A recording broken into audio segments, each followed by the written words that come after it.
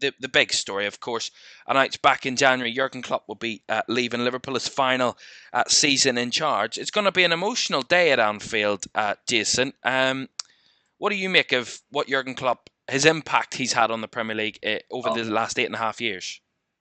I mean, he's been magnificent, of course. Maybe a Liverpool fan would be better to tell you, but if it hadn't been for maybe Pep Guardiola, he'd have a lot more trophies, which probably says more about Pep than it does Klopp. I mean, you can also the title race is going down to the last day, but you just look at their seven major trophies in 8 years, and of course the massive one being Liverpool's first league title in 30 years, Of which was course. just, of course, you can mention COVID, but Liverpool were 30 points clear at the point COVID hit.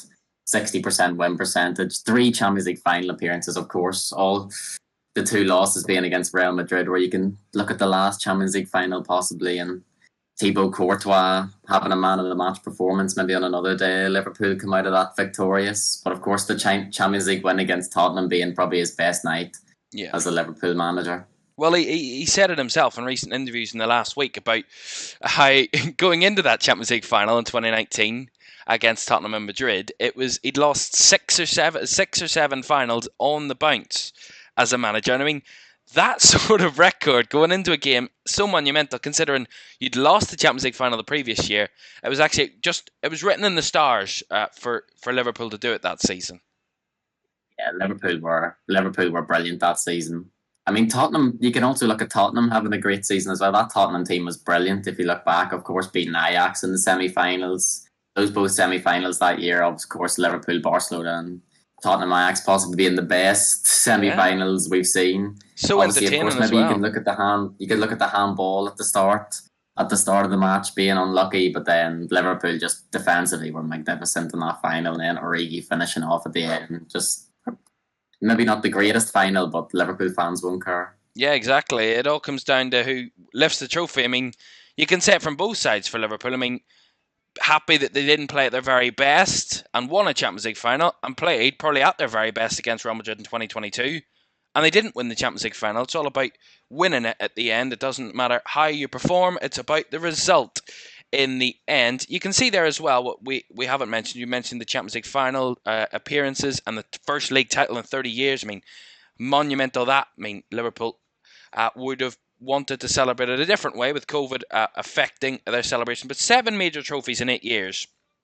Only in English football, Jurgen Klopp's only second to Pep Guardiola, of course, in terms of managers with major trophies in recent years. I mean, for the difficulty under Pep Guardiola being with Manchester City and then being a machine. Liverpool lost out in the title twice by a point. I mean, he should have. I mean, you say should, but you didn't win it in the end. But he could have.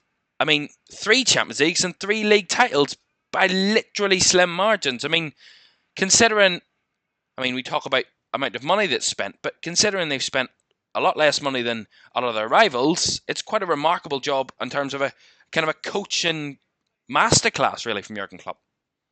Well, he's been a magnificent manager. You look at the points tallies, that probably gives you the best indication of how good Liverpool were in those seasons. I think it was 97 points they got in one of the league campaigns and didn't win it. I mean, that's ludicrous. And I think one of the only losses they took that season was away at the Etihad. It's Yeah. just fine margins, but look at the points tallies. I mean, it tells you how good those Liverpool teams were. Indeed. Also on that list there, 2 Manager of the Year awards, 2 Manager of the Season awards, and 10 Manager of the Month awards. That's quite a remarkable feat as well. And of course, he got the freedom of the city of Liverpool back in 2022 as well. He did say in his last press conference, he says, the club might not need me for the future, but if the city needs me, I'm there. And the mark of respect for Jurgen Klopp will be shown at Anfield today, of course. There will be a mosaic at Anfield that reads DANKE JURGEN across the stadium. And of course, it will be a rousing rendition of You'll Never Walk Alone before kickoff. And that will be spine tingling at best to hear a bit later on.